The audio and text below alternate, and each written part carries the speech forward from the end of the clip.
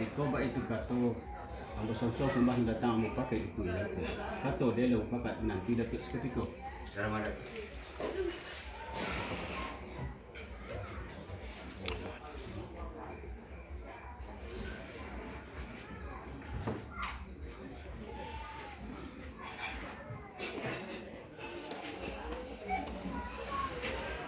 Lah saja.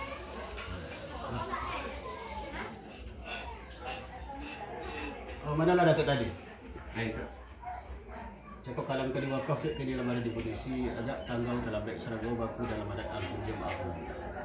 Tambah lagi daripada itu naruh dia tak cakap tak di dalam ini tidak tertib batang tidak tukam dia.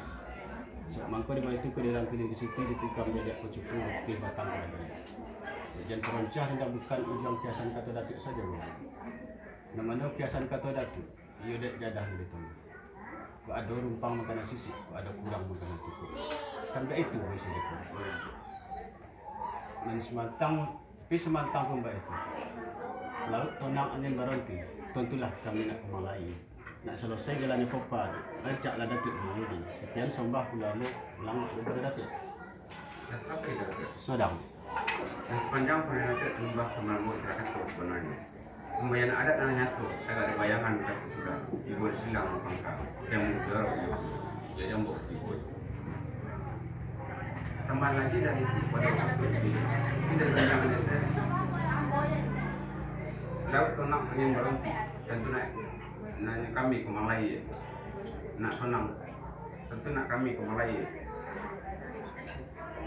nak selesai dalam kopak tapi Datuk mengemudi kami itu biasanya Boleh apa itu? dan kato ialah itu dia andai bida urang